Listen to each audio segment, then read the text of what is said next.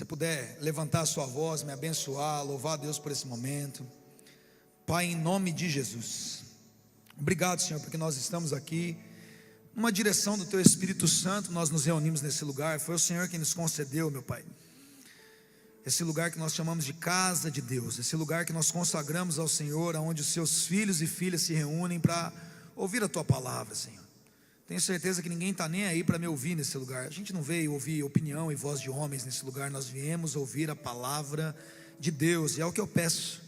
Apesar de mim, com tantas falhas, limitações que eu bem conheço, o Senhor conhece muito mais, que eu não seja um problema para isso agora, mas que eu seja um canal para que o Teu Espírito Santo fale com os Seus filhos. Eu te peço humildemente isso, Senhor. Usa a minha vida agora como um vaso poderoso na Sua mão, como um canal de bênção e de glória sobre esse lugar. Da mesma forma que nós estamos aqui reunidos para ouvir a Tua palavra, que tantas pessoas que estão agora na internet também, nos seus lares, em leitos de hospital, nos seus carros, lugares de trabalho, que o mesmo Espírito, a mesma porção possa, Senhor, passando por essas redes de transmissão, chegar com pressão, com glória nesses lugares agora, e eles possam ser impactados pelo poder que nós confessamos e cremos que só há na Sua palavra. Fala conosco, é o que nós te pedimos, Senhor, em nome de Jesus. Se você concorda e crê, diga amém. Alguém cheio do Espírito Santo, cadê meu notebook? Tá vendo? Pastora Dani, obrigado.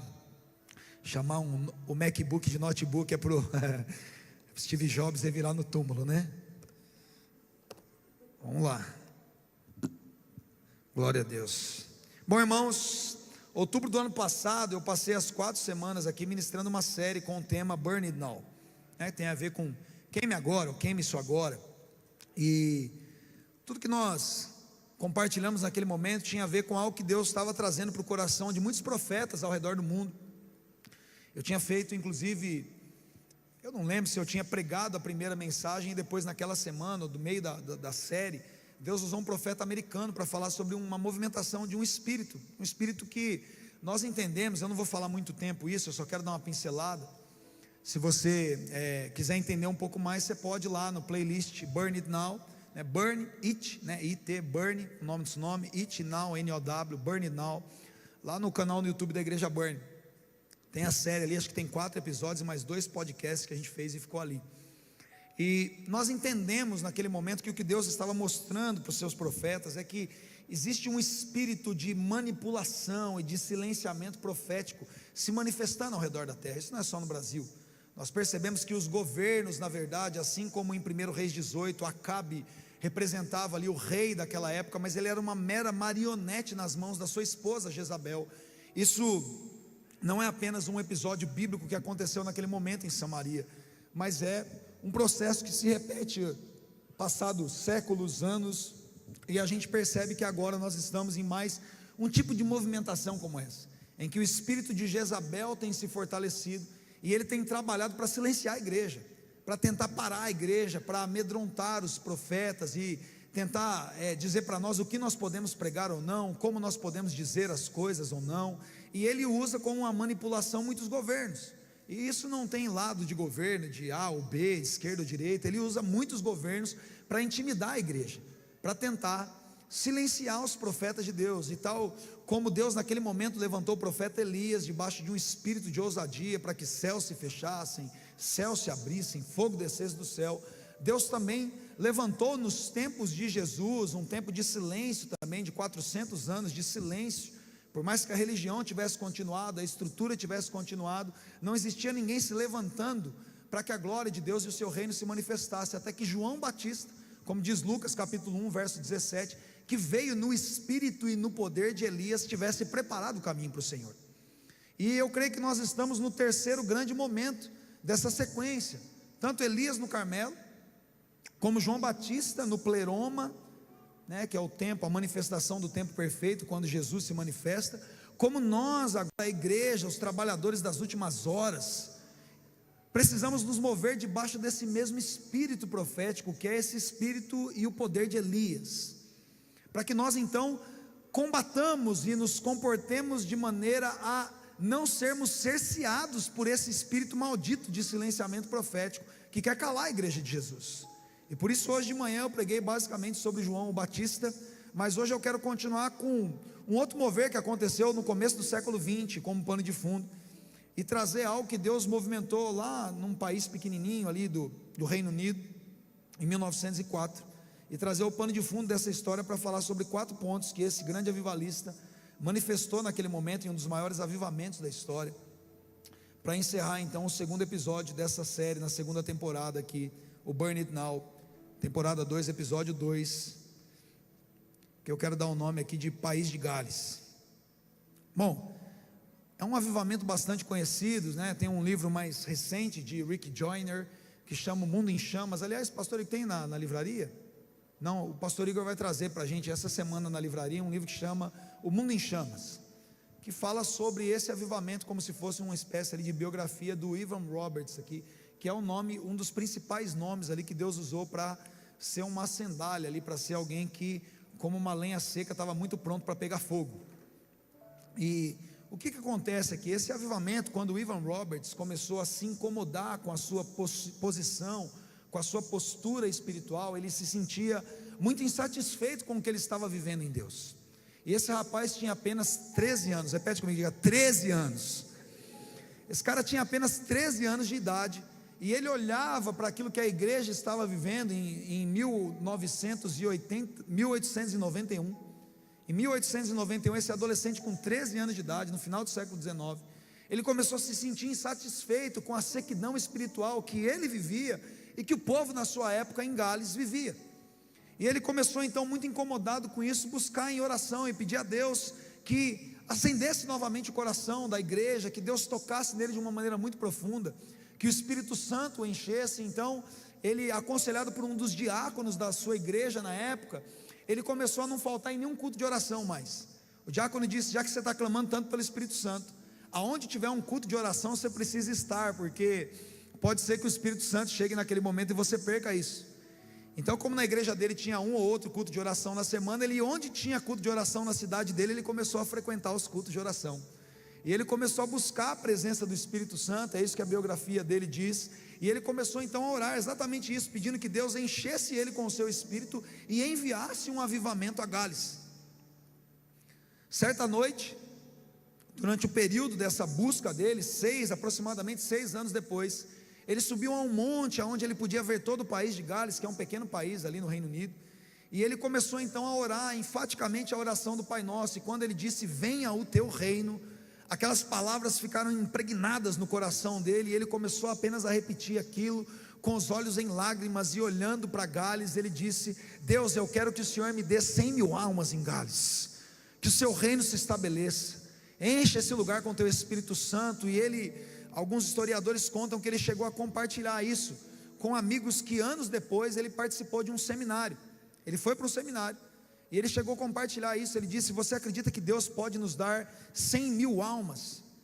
E as pessoas se abalavam com a fé daquele jovem rapaz, que agora, ali há poucas semanas, segundo a história, que ele não ficou nem 15 dias no seminário, e durante essas noites de oração e insatisfação, ele teve uma visão, que Deus o levava novamente para Gales, longe da área do seminário ali, e ele viu seus amigos de infância, e ele entendeu que Deus estava dizendo para que ele voltasse então e começasse a evangelizar jovens e adolescentes, e começasse a pregar a palavra para que o avivamento viesse. Então ele abandona o seminário.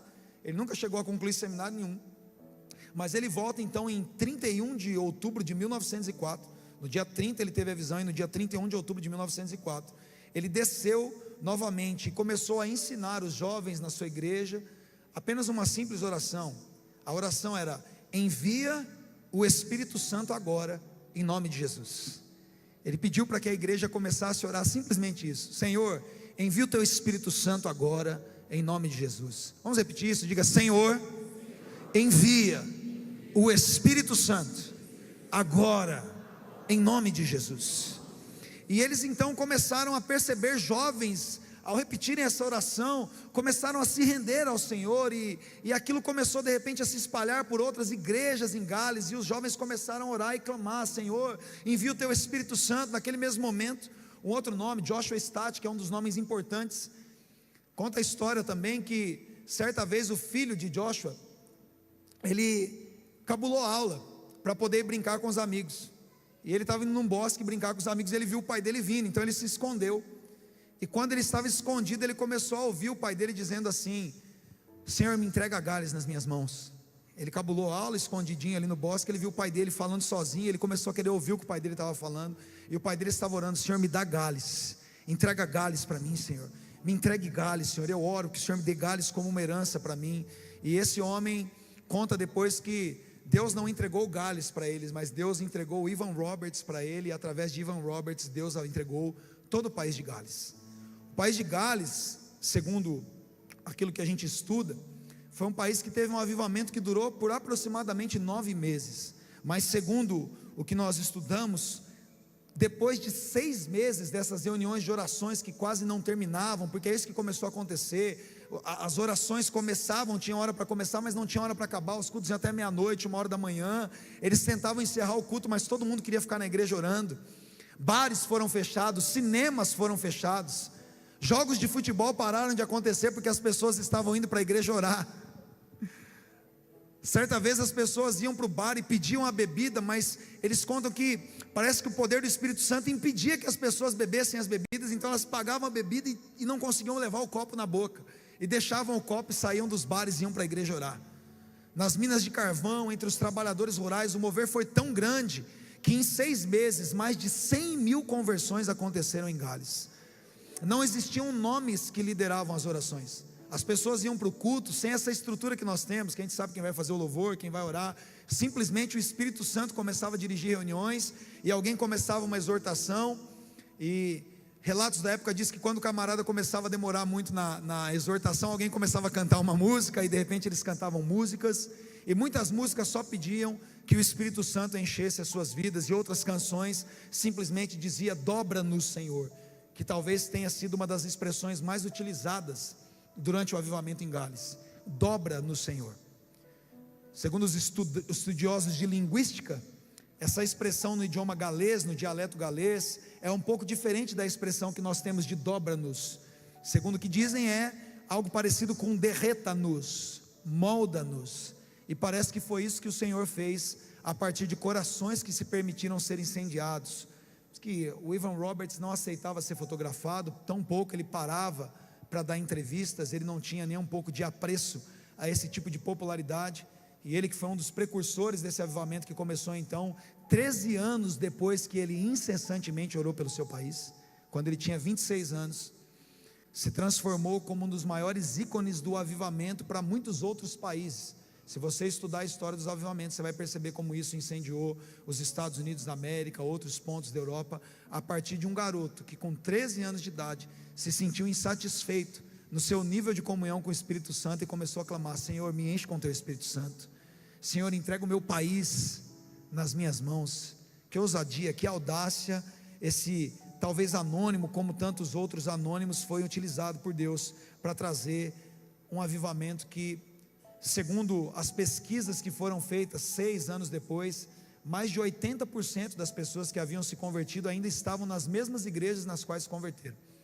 E não significa que os outros 20% se desviaram, é que muitas outras pessoas que se converteram em Gales foram enviadas para agências missionárias do mundo todo para pregar o Evangelho, participaram de outras igrejas, fundaram igrejas na Europa, nos Estados Unidos. Ou seja, um avivamento que mudou a história de uma nação, porque adolescentes e jovens simplesmente decidiram orar pelo seu país e clamar para que o Espírito Santo enchesse as suas vidas. Amém, glória a Deus. Para quem não conhecia essa história, eu tentei trazê-la o mais sintetizada possível, mas o que eu quero trazer como luz para nós, a partir dessa provocação do que aconteceu em Gales, há mais de 100 anos, e a gente está falando disso ainda, é que Roberts, quando ele volta quando ele volta aqui para a sua igreja, que começou ali na cidade de Logar, dentro do país de Gales, ele baseou o seu ensino e a sua provocação, ou a sua exortação para a igreja, em 4 pontos, que são os pontos que eu quero compartilhar com vocês nessa noite. E para isso eu queria primeiro abrir lá em Mateus, no capítulo 3, no versículo 6. Eu acho que eu nunca preguei assim, contando alguma história, e segundo a minha conta, nas últimas 1.500 e algumas vezes que eu subi num púlpito, eu nunca me lembro de ter começado uma pregação dessa forma, mas eu entendo que o Espírito Santo queria provocar os nossos corações com uma história como essa, que não está na Bíblia, mas continue escrevendo a história da igreja de Jesus. Mateus no capítulo 3, vamos ler a partir do verso 1, diz assim: naqueles dias surgiu João Batista, foi a minha introdução do sermão da manhã, pregando no deserto da Judéia, e ele dizia: arrependam-se, pois o reino do céu está próximo. Esse é aquele que foi anunciado pelo profeta Isaías: voz do que clama no deserto, preparem o caminho para o Senhor, façam veredas retas para ele. As roupas de João eram feitas de pelo de camelo, ele usava um cinto de couro na cintura. O seu alimento era gafanhotos e mel silvestre. A ele vinha gente de Jerusalém, de toda a Judéia e de toda a região ao redor do Jordão, confessando os seus pecados, eram batizados por ele no Rio Jordão. O primeiro ponto que Roberts enfatiza era que a confissão aberta de qualquer pecado não confessado. É interessante que quando o Senhor estabelece João Batista como uma voz profética para preparar o caminho para o avivamento, para o estabelecimento, o maior avivamento da história, que é a chegada do reino de Deus, é o estabelecimento do reino de Jesus entre nós, amém, irmãos? Deus levanta um profeta, e a primeira parte da pregação da sua mensagem deve ser a primeira parte da nossa pregação até que Jesus venha: arrependam-se. Não existe nenhuma possibilidade de uma manifestação real, de um arrependimento, de um avivamento genuíno, sem que haja um arrependimento genuíno. E Roberts começou a provocar então a sua igreja para que, se pessoas estavam vivendo em pecados ocultos, que esses pecados fossem confessados, e confessados publicamente. As pessoas chegavam ao ponto de subir nos púlpitos e dizerem: olha, eu tenho feito isso, eu tenho feito aquilo, eu tenho feito aquilo, e a partir de hoje eu decido abandonar essa vida que eu tenho vivido, para poder provar aquilo que o Espírito Santo quer fazer. Imagina o nível de luz, o nível de exposição. É claro que hoje eu não incentivaria nada como isso, até pelo tamanho das nossas comunidades. Imagina, se todo mundo fosse confessar pecado aqui, a gente ia ficar aqui 3 meses só confessando pecado, no mínimo, se nós fôssemos realmente abertos para o Espírito Santo, que é o que eu desejo que aconteça. Mas você sabia que nós somos organizados numa instituição chamada Clãs, culto nos lares, porque esse é um lugar de comunhão, evangelização e pastoreamento, e é exatamente nesse ambiente seguro e protegido de pequenos grupos que nós temos pessoas para as quais nós precisamos nos abrir. Quem sabia disso? Dá um glória a Deus aí. Você sabia ainda mais que Tiago, meio irmão de Jesus aqui, quando escreve a sua carta, ele diz que nós confessamos os nossos pecados a Deus para que nós sejamos perdoados, mas nós confessamos o peso de culpa, de condenação e de acusação para outras pessoas para que nós sejamos curados. Sabia disso? Abre para mim lá Tiago 5,16. Muitos de nós não temos vencido o pecado e não temos provado o enchimento do Espírito Santo, porque nós ainda estamos mantendo nos nossos corações pecados ocultos. Mas nessa noite, pelo poder do Espírito Santo, em nome de Jesus, você vai ser liberto dessas ciladas que Satanás tem aprisionado você. Em nome de Jesus eu oro para que nós sejamos libertos dessas ciladas do diabo na nossa vida, que são pecados que nós temos mantido como bichinhos de estimação. É quase, era Pocoyo o nome daquele negocinho que tinha um bichinho lá virtual, é Pocoyo? Não, Pocoyo é o desenho, como que é o nome daquela porcaria lá? Tamagotchi? Tinha um outro nome também, depois Po, como que era? Tinha um outro nome mais moderno, é o Po? Não, é o Po, né? P-O-H, né? Po, é essa porcaria aí. Que você dá comida para ele, tem que fazer ele no banheiro, não é isso? Tem um bichinho lá. Tem gente que cultiva o pecado que nem cultiva o Po lá, o tal do bichinho aí que vocês falaram o nome aí. Pocoyo é aquele que tem o patinho lá, né? O pecado não é seu amiguinho. O pecado é Satanás na sua vida, querendo te levar para longe do propósito de Deus para você. Os nossos pecados de estimação são como pitbulls que você cria dentro do quintal ali, mas que odeia você e está só esperando uma oportunidade para te devorar. É que nem a jiboia. Tem uma história, uma parábola que diz que o cara criava uma jiboia e ele achava o máximo, que ela começou a vir dormir na cama dele, do lado dele. Ela ia crescendo, ia dormindo na cama do lado dele. Ele falava: nossa, a jiboia dorme comigo aqui. E na verdade ela só estava medindo o tamanho dele para saber que hora que ela podia engolir. A hora que ela ficasse grande o suficiente, ela devoraria o seu próprio dono que o alimentava. Isso é o pecado na sua vida. Confessando os seus pecados, eles eram batizados. A instigação do evangelho, meu amigão, a instigação do evangelho, minha irmã, é: arrependa-se de cada um do seu pecado. Confesse os seus pecados, porque quem confessa e deixa, alcança misericórdia. Por que, pastor, que a igreja é fraca? Por que nós não vemos manifestações de poder, de sinais e maravilhas? Porque nós estamos pedindo para sermos cheios do Espírito Santo, enquanto nós ainda queremos ficar cheios dos nossos pecados. E o Espírito Santo está dizendo que se você quer tacar fogo mesmo na sua nação, se você quer ver uma cidade rendida aos pés de Jesus, o fogo de Deus precisa começar passando primeiro por nós. Nós precisamos abandonar uma vida de pecados. E talvez você não tenha vencido ainda isso, porque você não está se permitindo a comunhão. Porque, se eu não me engano, é o verso 7 do primeiro capítulo da primeira carta de João. Coloca para mim, 1 de João 1,7, que diz que se nós andamos na luz como Ele está na luz, nós temos comunhão uns com os outros, e o seu sangue nos purifica de todo pecado. É isso? É isso.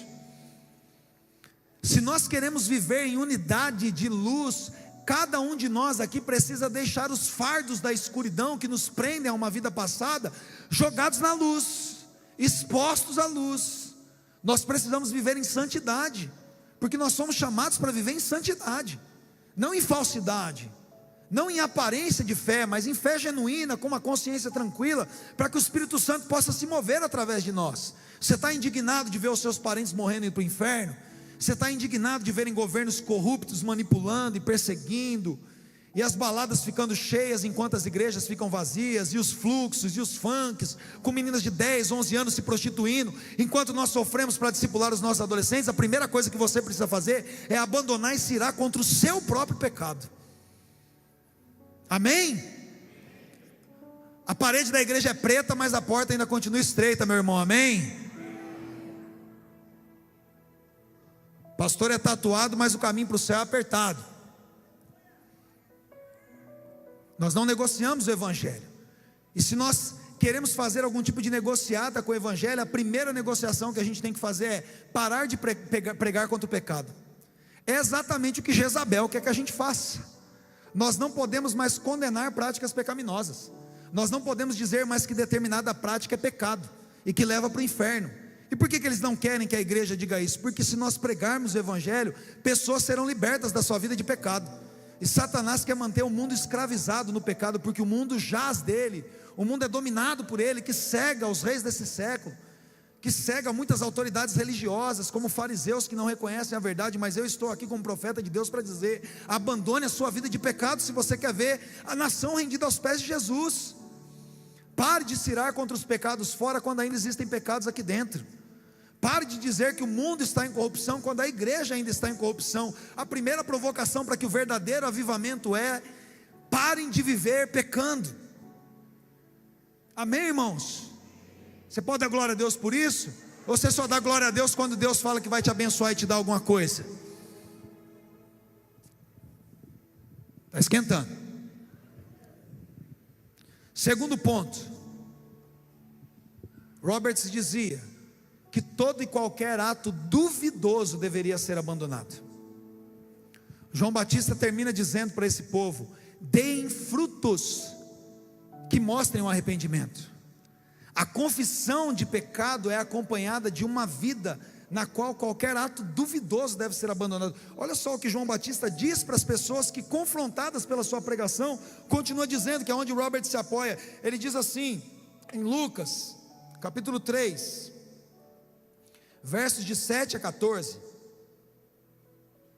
João dizia às multidões que saíam para serem batizadas por ele.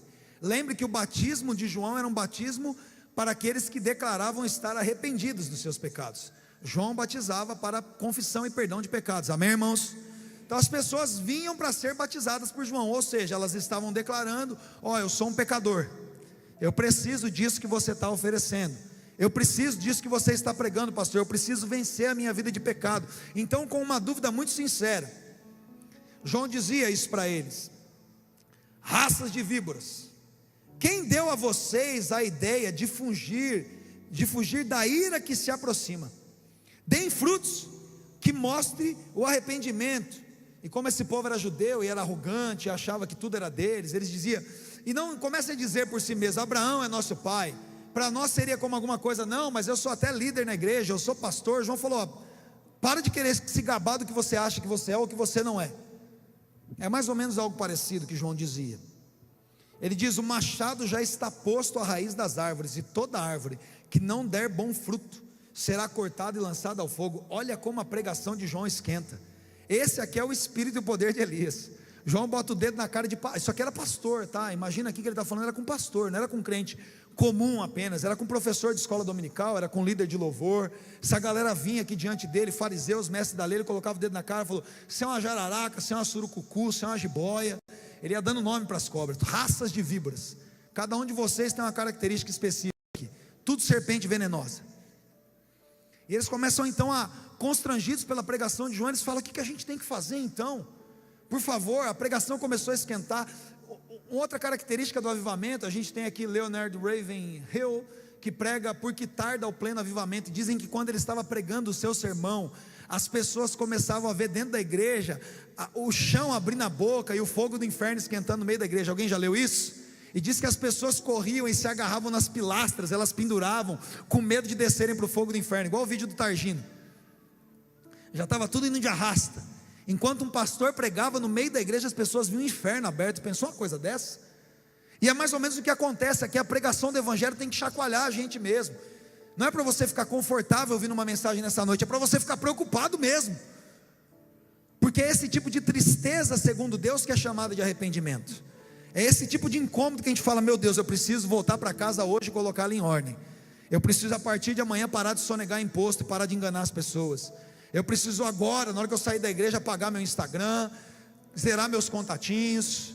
Eu preciso, se for o caso, enfiar uma faca e arrancar meu olho, para parar de ficar olhando na rua para os outros, com pensamentos impulsos, espiritualmente falando, tá, irmão? Não enfia a faca no olho, pelo amor de Deus, não vou ser preso aqui, não é isso.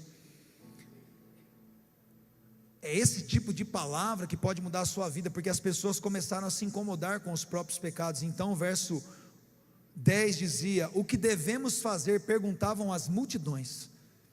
Talvez deve ser a sua pergunta no seu coração ao ouvir isso. Qualquer ato duvidoso deve ser abandonado. E você fica pensando: aonde ainda existe coisas duvidosas na minha vida? Aonde ainda eu estou agindo de uma maneira que eu não tenho plena convicção de fé, de que eu estou agradando a Deus? É no meu casamento que eu não estou agradando a Deus? É nas minhas finanças e relacionamentos, e no meu trabalho? É na minha vida ministerial? É na maneira como eu devoto a Deus? É na maneira como eu dou desculpa para não estar num clã, ou para não participar de um culto? Não sei. O que nós devemos fazer? E João responde então: não cobrem nada além do que foi estipulado. Ele diz para os cobradores de impostos. E aí os soldados então perguntam: e a gente? Não pratique extorsão, não acusem ninguém falsamente, contentem-se com o seu salário. João começa a dar comandos práticos. Aqui ele está dizendo: é simples seguir o evangelho de Jesus. Dentro de você, você já sabe exatamente o que você tem que fazer. Você acha que um soldado que acusa alguém falsamente não sabe que está prendendo alguém injustamente errado? Basicamente aqui tinha a ver com passar a mão em dinheiro. Você acha que alguém que vai lá e não entrega a nota inteira não sabe o que está fazendo errado? Você acha que realmente alguém que é casado, mas fica olhando continha no celular ali, no final das contas não sabe o que está fazendo errado?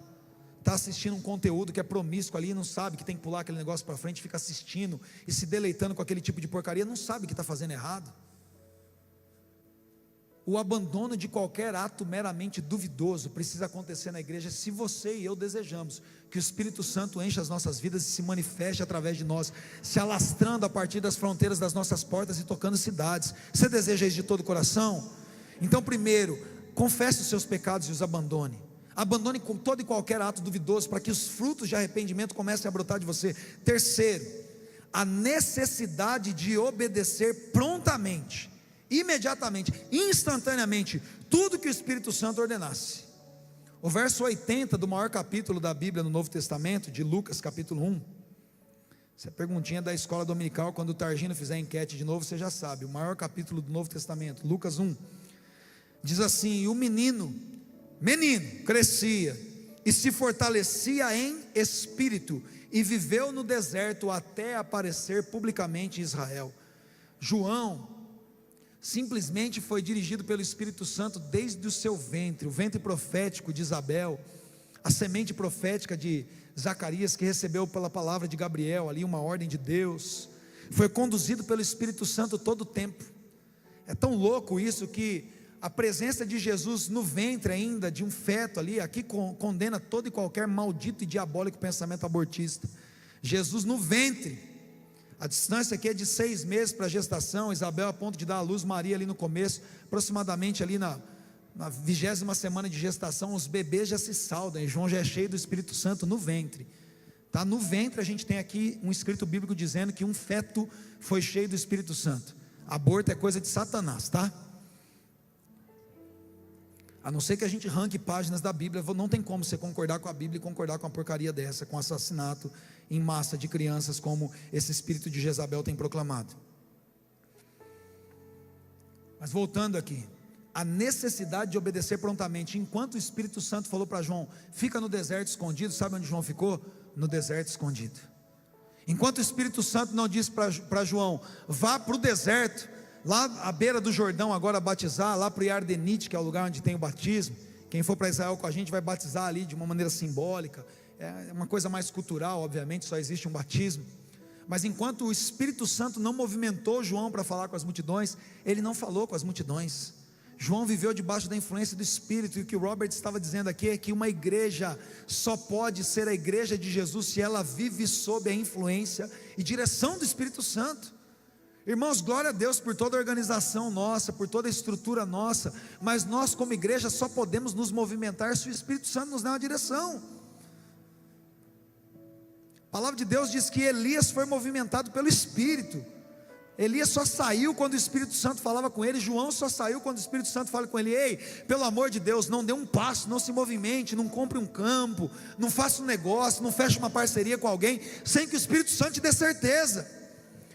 Pessoas que querem ser cheias do Espírito Santo precisam ser direcionadas pelo Espírito Santo nos mínimos detalhes da sua vida. Não fica achando que o Espírito Santo só pode ter preeminência nas coisas grandes. Ei, cada detalhe da sua vida precisa ser dirigido pelo Espírito Santo. Você não mantém uma amizade se o Espírito Santo não disser isso para você. Quando a minha filha veio para mim para ser batizada, lá em cima eu disse com ela muito sério, eu falei, você tem convicção do que você está dizendo? É isso que você quer mesmo? Então você vai refletir durante o culto, e na hora que você for para ser batizado, a gente vai conversar de novo. E quando eu fui batizar ela, tem um vídeo ali, vocês veem às vezes eu com o dedo falando firme com ela. Sabe o que eu estava dizendo? Eu estava dizendo, Laura, a partir desse momento, você não está mais debaixo da minha direção como seu pai apenas. Você está dizendo para Jesus que você não vai assistir um videozinho no TikTok, que você não vai dar play numa coisa no YouTube, que você não vai manter uma conversa com alguém na sua escola, sem que o Espírito Santo diga para você se você pode ou não pode fazer. Ser batizado não é meramente um símbolo da nossa religião, é dizer para Jesus, a partir de agora eu estou morrendo para a minha própria vida, e ressurgindo para viver uma vida para Deus. Se você quer ser cheio do Espírito Santo, cada detalhe da sua vida precisa estar sob a direção do Espírito Santo. Ai, como eu quero que o Senhor nos encha com o Espírito Santo. Amém, irmãos? Tem meia dúzia de crente comigo? Porque se meia dúzia de adolescente ganhou 100 mil almas para Jesus, o que nós podemos fazer se nós tivermos um coração pedindo para o Senhor, dobra-nos, Senhor, funde-nos com teu fogo, Senhor, quebranta os nossos corações, porque não pode ser o nome de uma série bonitinho para nós, para combinar, e a gente sabe fazer isso muito bem. Não pode ser apenas um Burn It Now porque soa legal, porque é o nome da igreja. Não, tem que ser um clamor do nosso âmago, da nossa essência, dizendo, Deus, bota fogo nessa igreja agora. A unção do Espírito Santo precisa ser maior do que toda estrutura nossa. E por fim, o quarto ponto de Roberts que eu quero compartilhar com vocês, e a equipe de louvor pode subir, é que a confissão de Cristo era feita abertamente. As pessoas precisavam confessar Cristo abertamente em todos os lugares públicos, em bares, em estádios, nos seus trabalhos. As pessoas não tinham outro assunto, não tinham outra coisa para falar que não fosse o nome de Jesus. E se nós estamos dispostos, e se nós estamos clamando para que o avivamento se estabeleça na nossa geração, não pode haver um diálogo seu, uma oração tua, uma conversa tua, um post na tua rede social, que o nome de Jesus não esteja estampado na frente. A confissão pública de Jesus é exatamente aquilo que esse espírito diabólico quer impedir. Esses dias eu vi que o Tribunal de Justiça de algum estado nosso proibiu, não sei se foi um estado ou se foi uma câmara de vereadores em algum lugar, a começar as suas sessões falando do nome de Deus. Detalhe, é um texto da nossa Constituição. Eles foram impedidos de abrir a sessão lendo um trecho da nossa própria Constituição, só porque o nome de Deus era citado. Eles querem tirar os terços dos lugares públicos impedirem a leitura ou a oração do Pai Nosso em lugares públicos, sob o pretexto de que o Estado é laico, mas o Estado não tem se tornado laico, ele tem se tornado anticristão, e isso é diferente, porque laicidade é a não influência direta de uma única religião como predominante no lugar, ou seja, todas as religiões podem e devem ser aceitas pelo Estado, não importa qual tipo de religião, o Estado não pode determinar que a religião aqui é essa, mas num país onde mais de 80% das pessoas têm confissão cristã, impedir falar o nome de Deus, isso é laicidade ou é perseguição? Aliás, o Brasil já configura nas páginas de perseguição contra o cerceamento da liberdade de expressão, na corzinha laranja. Tem país que não tem cor nenhuma, verde, amarelinho, laranja, depois do laranja só vermelho, depois disso só os regimes ditatoriais. Nós estamos sendo cerceados, e o nome disso é Jezabel. E a igreja está flertando com isso. Uma perseguição tem sido assim, mas cada vez mais menos velada, né? E cada vez mais aberta contra a igreja, contra os valores da igreja. E nós não podemos ceder a isso. Mas como que nós vamos vencer? Com armas espirituais. Como nós vamos vencer? Dizendo: Espírito Santo, molda o meu coração, Senhor, encha-me com teu Espírito Santo. Não é com textão na internet, não é brigando com o movimento, não é entregando na mesma moeda, na mesma agressividade. Isso não vai resolver nada, você só vai arrumar mais problema. Mas agora um crente cheio do Espírito Santo, que se movimenta com o poder do fogo que vem do céu. Não, eu vim na igreja errada, não é possível. Um crente cheio do Espírito Santo, com poder que vem do céu. O que pode parar a igreja de Jesus? Nós cantamos isso aqui, né? A perseguição não parou a igreja. Não foi assim? O Coliseu não parou a igreja. Os leões não pararam a igreja do Senhor. Você não canta isso? Você canta isso ou você não canta isso? Nós só podemos estar de pé contra o inferno que não vai prevalecer quando nós nos tornamos igreja de Jesus. Mas até onde eu sei, a igreja de Jesus são aqueles que, pela revelação do Espírito Santo, sabem quem Cristo é. Ele é o Filho de Deus vivo. A igreja de Jesus é o ajuntamento dos seus discípulos, a sua eclésia, a sua assembleia, aqueles que receberam a autoridade, a quem Jesus entregou a chave para dizer no céu: ligue-se no céu aquilo que está ligado, ligue-se na terra aquilo que está ligado no céu, desligue-se na terra aquilo que está desligado no céu. E Jesus disse: as portas do inferno não vai prevalecer contra você, e os poderes do inferno não podem vencer a igreja de Jesus. Mas para ser a igreja de Jesus, nós temos que ser cheios do Espírito Santo.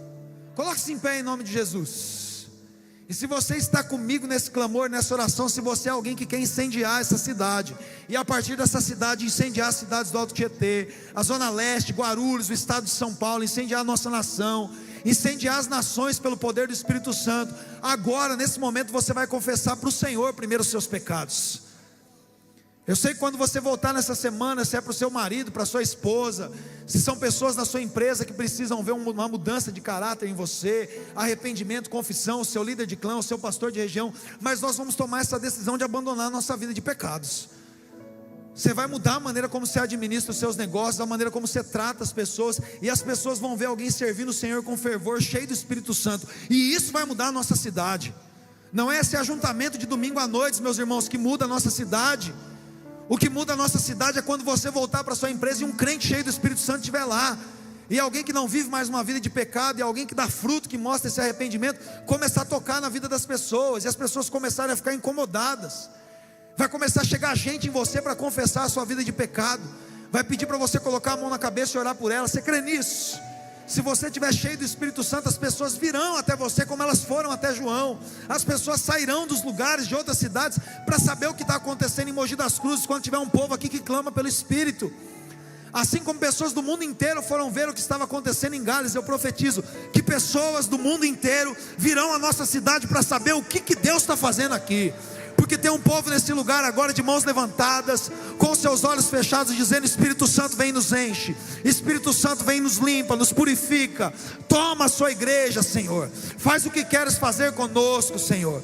Nós queremos confessar pecados, nós queremos abandonar atos duvidosos, nós queremos ter uma vida completamente direcionada pelo Teu Espírito Santo, ó Deus. E nós queremos confessar a nossa fé ao Senhor em todos os lugares. na maneira como nós caminhamos, na maneira como nós falamos, na maneira como nós interagimos na sociedade, na maneira como nós partilhamos os nossos bens, na maneira como as pessoas vão olhar o nosso comportamento no trabalho.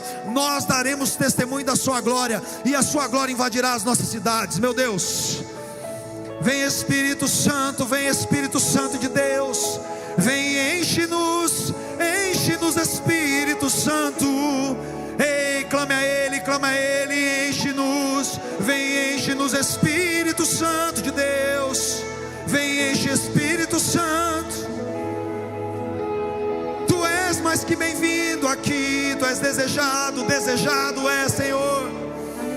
Clame a Ele, se você fala em outras línguas, comece a cantar em outras línguas, comece a orar em outras línguas. Se existe um cântico nos seus lábios, comece a colocar esse cântico para fora, e diga: eu me arrependo, Senhor, de todas as vezes que eu não me entreguei ao Senhor. Eu clamo pela Tua glória, eu clamo pelo Teu fogo, Senhor, eu clamo pela Tua presença, Senhor.